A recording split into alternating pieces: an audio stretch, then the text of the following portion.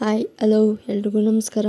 Welcome back to YouTube channel dreams with Deepa ಚಾನಲ್ಗೆ ಸ್ವಾಗತ ಸುಸ್ವಾಗತಗಳು. ಇವತ್ತು ನಾನು ಅಷ್ಟೇ ಮನೆಯಲ್ಲಿ ಗೋಬಿ ಮಂಚೂರಿ ಮಾಡ್ತಾ ಇದ್ದೀನಿ. ಮನೆಯಲ್ಲಿ ಯಾವ ತರ ಮಾಡ್ತೀನೋ ನಿಮ್ ಜೊತೆನೂ ಶೇರ್ ಮಾಡ್ಕೊತಾ ಇದ್ದೀನಿ. ಸ್ಪೆಷಲ್ ಆಗಿ ಗೋಬಿ ಮಾಡ್ತಾ ಇದ್ದೀನಿ. ಯಾವ ತರ ಇರುತ್ತೆ ಅಂತ ನೀವು ಒಂದ್ಸಲ ನೋಡಿ ಟ್ರೈ ಮಾಡಿ.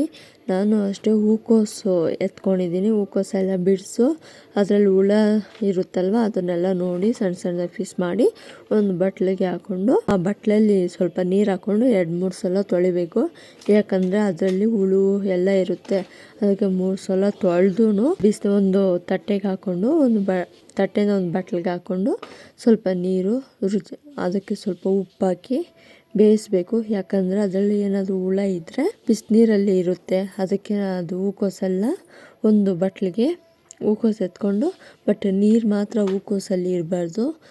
ನೀರಲ್ಲಿದ್ದರೆ ಗೋಬಿ ಕಲಿಸಿದವಾಗೆಲ್ಲ ನೀರು ಥರ ಇರುತ್ತೆ, ಚೆನ್ನಾಗಿರಲ್ಲ ಅಂತ ನಾನು ನೀರೆಲ್ಲ ಬಗ್ಸ್ಕೊಂಡ್ಬಿಟ್ಟಿದ್ದೀನಿ. ಹಿಟ್ಟು ಹಾಕ್ಕೊಳ್ಳಿ. ಅಕ್ಕಿ ಹಿಟ್ಟು ನಾನು ಒಂದು 4 ಸ್ಪೂನ್ ಹಾಕ್ಕೊಂಡಿದ್ದೀನಿ. ಹಾಗೆ ಸ್ವಲ್ಪ ಮೈದಾ ಕೂಡ 4 ಸ್ಪೂನ್ ಅದು ಸಮ ಹಾಕ್ಕೊಂಡಿದ್ದೀನಿ. ಹಾಗೆ ಶುಂಠಿ ಬೆಳ್ಳುಳ್ಳಿ ಪೇಸ್ಟು, ಉಪ್ಪು, ಖಾರದ ಪುಡಿ ಎಲ್ಲ ಹಾಕ್ಕೊಂಡು ಗಂಟಿಲ್ಲದಂಗೆ ಮಿಕ್ಸ್ ಮಾಡ್ಕೋಬೇಕು. ಚೆನ್ನಾಗಿ ಮಿಕ್ಸ್ ಮಾಡ್ಕೋಬೇಕು. ಯಾಕಂದರೆ ನೀರು ಹಾಕೋದಕ್ಕೆ ಮುಂಚೆನೇ ಮಿಕ್ಸ್ ಮಾಡ್ಕೋಬೇಕು. ಮಿಕ್ಸ್ ಆದಮೇಲೆ ಸ್ವಲ್ಪ ನೀರು ಹಾಕಿ ಸ್ವಲ್ಪ ಉಂಡೆ ಥರ ಬರಬೇಕು. ಯಾಕಂದರೆ ಗೋಬಿಗೆಲ್ಲ ಮೆತ್ಕೋಬೇಕಲ್ವ. ಗೋಬಿದಲ್ಲೂ ಸ್ವಲ್ಪ ಇರುತ್ತೆ ನೀರಿನ ಅಂಶ. ಅದಕ್ಕೆ ನಾನು ಸ್ವಲ್ಪ ಮಟ್ಟಿಗೆ ಹಾಕಿ ಕಲಸಿಟ್ಕೊಂಡೆ. ಹಾಗೆ ಗೋಬಿ ಕೂಡ ನೀರೆಲ್ಲ ಸುರಿದ್ಬಿಟ್ಟಿತ್ತು. ಅದನ್ನು ಹಾಕಿ ಚೆನ್ನಾಗಿ ಮಿಕ್ಸ್ ಮಾಡ್ಕೋಬೇಕು. ಯಾಕೆ ಅದೆಲ್ಲ ಸ್ವಲ್ಪ ಹೂಕೋಸ್ಗೆಲ್ಲ ಚೆನ್ನಾಗಿ ಮಿಕ್ಸ್ ಮಾಡ್ಕೋಬೇಕು. ಯಾಕೆ ಹೂಕೋಸ್ಗೆಲ್ಲ ಅಂಟ್ಕೋಬೇಕು. ಅಕ್ಕಿ ಹಿಟ್ಟು, ಮೈದಾ ಮತ್ತು ಉಪ್ಪು, ಖಾರ, ಶುಂಠಿ ಬೆಳ್ಳುಳ್ಳಿ ಪೇಸ್ಟ್ ಎಲ್ಲ ಸ್ವಲ್ಪ ಚೆನ್ನಾಗಿ ಮತ್ತು ಎಣ್ಣೆಯಲ್ಲಿ ಬಿಡೋದಕ್ಕೂ ತುಂಬ ಚೆನ್ನಾಗಿರುತ್ತೆ. ಮಿಕ್ಸ್ ಆಗಬೇಕು. ಅದಕ್ಕೆ ಸ್ವಲ್ಪ ಚೆನ್ನಾಗಿ ಒಂದು 2 ನಿಮಿಷ ಆದರೂ ಮಿಕ್ಸ್ ಮಾಡ್ಕೋಬೇಕು.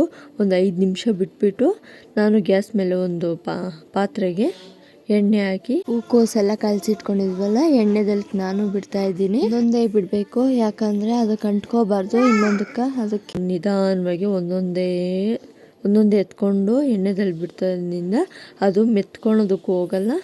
ಗೋಬಿ ಹೂಕೋಸ್ಗೆ ಟಚ್ ಕೂಡ ಆಗಲ್ಲ. ಆ ಥರ ಇರಬೇಕು. ಅಂಟ್ಕೊಂಡ್ರೆ ಮತ್ತೆಲ್ಲ ಆಗಲ್ಲ. ಗೋಬಿ ಮಾಡೋಕ್ಕೆ ಇಷ್ಟನೇ ಆಗಲ್ಲ. ಅದಕ್ಕೆ ಅಂಟ್ಕೊಂಡಿದ್ದಂಗೆ ಮಾಡ್ಕೋಬೇಕು ಹೂಕೋಸೆಲ್ಲ. ಹೂಕೋಸು ಫ್ರೈ ಕೂಡ ಆಯಿತು. ಇದೆಲ್ಲ ಒಂದು ತಟ್ಟೆಗೆ ಹಾಕ್ಕೊಂಡು ಒಂದು ಸೈಡ್ಗೆ ಇಟ್ಕೊಂಡೆ. ಬಟ್ ಇದರಲ್ಲಿ ತಿನ್ನೋದಕ್ಕೂ ತುಂಬ ಚೆನ್ನಾಗಿದೆ.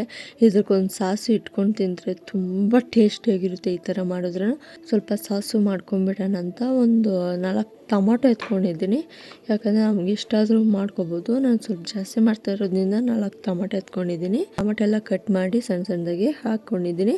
ಒಂದು ಈರುಳ್ಳಿ, ಒಂದು 5-6 ಬೆಳ್ಳುಳ್ಳಿ ಮತ್ತು 2 ಮೆಣಸಿನ್ಕಾಯಿ, ಒಣಮೆಣಸಿನ್ಕಾಯಿ 2, ಬ್ಯಾಡಗೆ ಮೆಣಸಿನ್ಕಾಯಿ ಇದ್ದರೆ ಆ್ಯಡ್ ಮಾಡ್ಕೊಳ್ಳಿ. ಇಲ್ಲಿ ನನ್ನ ಹತ್ರ ಇರಲಿಲ್ಲ, ಅದಕ್ಕೆ ನಾನು ಮೆಣಸಿನಕಾಯಿ ಹಾಕ್ಕೊಂಡಿದ್ದೀನಿ. ಹಾಗೆ ಶುಂಠಿ, ಸ್ವಲ್ಪ ಉಪ್ಪು, ನೀರೆಲ್ಲ ಹಾಕಿ ಬೇಯಿಸೋದು ಕೂಡ ಇಟ್ಟಿದ್ದೆ. ಬೇಯಿಸಿದ್ದಾದ್ಮೇಲೆ ನೋಡಿ ಯಾವ ಥರ ಇದೆ. ಬೇಯಿಸಿದಾದ್ಮೇಲೆ ಸ್ವಲ್ಪ ಚೆನ್ನಾಗಿ ಆರಬೇಕು. ಆರಿದ್ಮೇಲೆ ಜಾರ್ಗೆ ಹಾಕ್ಕೊಂಡು ಸ್ವಲ್ಪ ನುಣ್ಣಗೆಲ್ಲ ಬೇಯಿಸೋಕೆ ಇಟ್ಟಿದ್ವಲ್ಲ ಆ ನೀರು ಕೂಡ ಹಾಕ್ಕೋಬೇಕು ರುಬ್ಕೊಳೋದಕ್ಕೆ. ತುಂಬ ಚೆನ್ನಾಗಿರುತ್ತೆ. ನಾನೆಲ್ಲ ರುಬ್ಕೊತಾ ಇದ್ದೀನಿ. ಸಾಸು ರೆಡಿನೇ ಆಯಿತು. ತುಂಬ ಚೆನ್ನಾಗಿದೆ. ಹಾಗೆ ಗೋಬಿ ಮಾಡ್ಕೊಂಬಿಡೋಣ ಅಂತ ಒಂದು ಪಾತ್ರೆಗೆ ಅವಿಗೆ ಗೋಬಿ ಎಲ್ಲ ಎಣ್ಣೆದಲ್ಲಿ ಬಿಟ್ಟು ಸ್ವಲ್ಪ ಫ್ರೈ ಮಾಡ್ಕೊಂಡಿದ್ವಲ್ಲ ಪಾತ್ರೆನ ಅದನ್ನೇ ಎತ್ಕೊತಾ ಇದ್ದೀನಿ. ಹೂಕೋಸು ಫ್ರೈ ಮಾಡ್ಕೊಂಡಿದ್ವಲ್ಲ ಅದರಲ್ಲೇ ಸ್ವಲ್ಪ ಎಣ್ಣೆ ಹಾಕ್ಕೊಂಡು ಮತ್ತು ಸ್ವಲ್ಪ ಬೆಳ್ಳುಳ್ಳಿ, ಸ್ವಲ್ಪ ಶುಂಠಿ ಸಣ್ಣದಾಗಿ ಕಟ್ ಮಾಡಿ ಹಾಕ್ಕೊಂಡು ಸ್ವಲ್ಪ ಮಿಕ್ಸ್ ಮಾಡ್ಕೋಬೇಕು. ಫ್ರೈ ಆಗಬೇಕು. ಹಾಗೆ ಒಂದು ಈರುಳ್ಳಿ ಕೂಡ ಸಣ್ಣದಾಗಿ ಕಟ್ ಮಾಡಿ ಫ್ರೈ ಆಗೋ ಥರ ಫ್ರೈ ಮಾಡ್ಕೊತಾ ಇದ್ದೀನಿ. ಯಾಕಂದರೆ ಇದು ಸ್ವಲ್ಪ ಮಟ್ಟಿಗೆ ಮಾತ್ರ ಫ್ರೈ ಆಗಬೇಕು. ಅದು ಗೋಬಿದಲ್ಲಿ ಇದ್ರೇ ಚೆನ್ನಾಗಿರುತ್ತೆ. ಅದಕ್ಕೆ ನಾನು ಸ್ವಲ್ಪ ಮಟ್ಟಿಗೆ ಮಾತ್ರ ಫ್ರೈ ಮಾಡ್ಕೊತಾ ಇದ್ದೀನಿ. ಫ್ರೈಯಲ್ಲಿ ನಾವು ಅವೆಗೆ ಟೊಮೊಟೊ ಸಾಸು ಮಾಡ್ಕೊಂಡಿದ್ವಲ್ಲ ಅದನ್ನೇ ಆ್ಯಡ್ ಮಾಡ್ಕೊತಾ ಇದ್ದೀನಿ. ಸಾಸು ಎಲ್ಲ ಮನೆಯಲ್ಲೇ ಮಾಡ್ಕೊಂಡಿರೋದು ತುಂಬ ರುಚಿಕರವಾಗಿರುತ್ತೆ. ಗೋಬಿ ಮಂಚೂರಿ ಟೇಸ್ಟಿಯಾಗಿರುತ್ತೆ. ಒಮ್ಮೆ ನೀವು ಕೂಡ ಟ್ರೈ ಮಾಡಿ ನೋಡಿ. ಒಂದ್ಸಲ ತಿಂದು ಒಂದ್ಸಲ ಟ್ರೈ ಮಾಡಿ ನೋಡಿ, ತುಂಬ ಚೆನ್ನಾಗಿರುತ್ತೆ.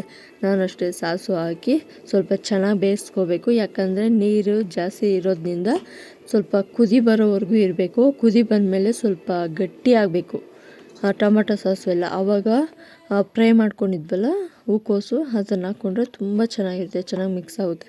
ಹಾಗೆ ನಾನು ಬೇಯ್ತಾನೆ ಇತ್ತು, ಸ್ವಲ್ಪ ಮಟ್ಟಿಗೆ ಗಟ್ಟಿಯಾಗಿತ್ತು ಸಾಸು ಕೂಡ. ಹಾಗೆ ನಾನು ಸ್ವಲ್ಪ ಉಪ್ಪು ಹಾಕ್ಕೊಂಡೆ, ಯಾಕಂದರೆ ಬೇಯಿಸೋದಕ್ಕೂ ಹಾಕ್ಕೊಂಡಿದ್ದೀನಿ, ಇವಾಗೂ ಹಾಕ್ಕೊತಾ ಇದ್ದೀನಿ. ಸೊ ಅದಕ್ಕೆ ಸ್ವಲ್ಪ ಮಟ್ಟಿಗೆ ಹಾಕ್ಕೋಬೇಕು, ಜಾಸ್ತಿ ಆಗೋದ್ರೆ ಚೆನ್ನಾಗಿರಲ್ಲ. ಹಾಗೆ ಫ್ರೈ ಮಾಡ್ಕೊಂಡಿದ್ವಲ್ಲ ಹೂಕೋಸು, ಅದನ್ನು ಆ್ಯಡ್ ಮಾಡ್ಕೊತಾ ಇದ್ದೀನಿ. ನೋಡಿ ಯಾವ ಥರ ಇದೆ, ತುಂಬ ಚೆನ್ನಾಗಿರುತ್ತೆ, ಟೇಸ್ಟಿಯಾಗಿರುತ್ತೆ. ನೀವು ಒಂದ್ಸಲ ಟ್ರೈ ಮಾಡಿ ನೋಡಿ. ನಮ್ಮ ಮನೇಲಿ ಎಲ್ರಿಗೂ ಇಷ್ಟನೇ ನಾನು ಗೋಬಿ ಮಾಡೋದು, ನಿಮಗೂ ಇಷ್ಟ ಆಗ್ಬೋದು. ನೀವು ಒಂದ್ಸಲ ಟ್ರೈ ಮಾಡಿ, ತುಂಬ ಚೆನ್ನಾಗಿರುತ್ತೆ. ನಾನು ಓನಾಗೆ ಮನೆಯಲ್ಲಿ ಸಾಸು ರೆಡಿ ಮಾಡಿಕೊಂಡು ಗೋಬಿ ಮಾಡಿರೋದು, ತುಂಬ ಚೆನ್ನಾಗಿದೆ. ರೆಸಿಪಿ ಸಖತ್ ಅಂತಲೇ ಹೇಳ್ಬೋದು. ಮನೆಯಲ್ಲಿ ಯಾರ್ಯಾರು ಬೇಕನ್ಸಿದ್ರೆ ಅವರೆಲ್ಲ ಮಾಡ್ಕೋಬೋದು, ತುಂಬ ಇಷ್ಟ ಆಗುತ್ತೆ. ಮತ್ತು ಈ ಥರ ಮಾಡಿಕೊಟ್ರೆ ಒಳ್ಳೆ ಹೋಮ್ ರೆಡಿ ಫುಡ್ ಅಂತಲೇ ಹೇಳ್ಬೋದು. ಸ್ನ್ಯಾಕ್ಸ್ ಟೈಮ್ಗೆ ಇದು ಒಳ್ಳೆ ಸೂಪರು ಫುಡ್ಡು. ಹಾಗೆ ಮನೆಯಲ್ಲಿ ಇವಾಗ ಬೇರೆ ಅಂಗಡಿಸಲ್ಲೆಲ್ಲ ಮಾಡ್ತಾರೆ, ಬಟ್ ಯಾವ ಥರ ಮಾಡ್ತಾರೋ ಅದು ನಮ್ಗೆ ಗೊತ್ತಾಗಲ್ಲ.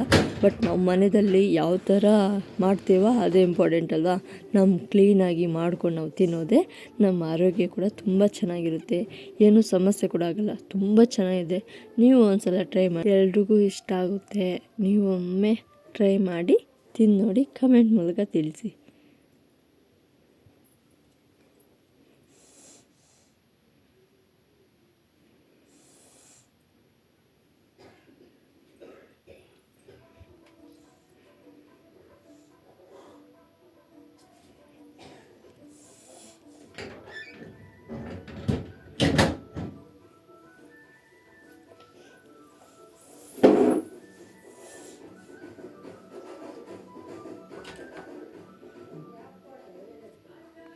ನಾನು ಅಷ್ಟೇ ಸ್ವಲ್ಪ ತಿಂದು ಕೂಡ ನೋಡಿಬಿಟ್ಟೆ, ಟೇಸ್ಟ್ ಸಹ ಫಸ್ಟ್ ನಾನೇ ಟೇಸ್ಟ್ ಮಾಡಿದ್ದು, ನನಗೆ ತುಂಬಾ ಇಷ್ಟ ಆಯಿತು. ನನ್ನ ಮಗಳಿಗೂ ಅಷ್ಟೇ ತುಂಬಾ ಇಷ್ಟ ಆಯಿತು.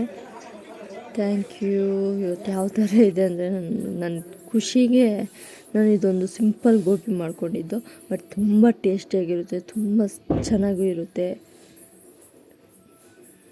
ಯಾರು ಅಷ್ಟೇ ಸಾಸು ಇಲ್ಲ ಅಂತ ಸುಮ್ಮನೆ ಕೂರೋದಕ್ಕೆ ಹೋಗ್ಬಿಡಿ, ಇಷ್ಟಪಟ್ಕೊಂಡು ಮಾಡಿ. ಮನೆಯಲ್ಲೇ ಸ್ವಂತವಾಗಿ ಓನಾಗಿ ಸಾಸು ರೆಡಿ ಮಾಡಿಕೊಂಡು ಗೋಬಿ ಮಾಡಿದ್ರೆ ಗೋಬಿ ಮಂಚೂರಿ ತುಂಬ ಚೆನ್ನಾಗಿರುತ್ತೆ. Thank you. ಮಾತ್ರನೇ ವ್ಲಾಗ್ ಮಾಡ್ಕೊಂಡಿರೋದು. ಇವತ್ತು ಇಷ್ಟ ಆದರೆ ಲೈಕ್ ಮಾಡಿ, ಶೇರ್ ಮಾಡಿ, ಕಮೆಂಟ್ ಮಾಡಿ. ಇನ್ನೂ ಇಷ್ಟ ಆಗಿದೆ ಸಬ್ಸ್ಕ್ರೈಬ್ ಕೊಡಿ. Thank you. ಬೈ.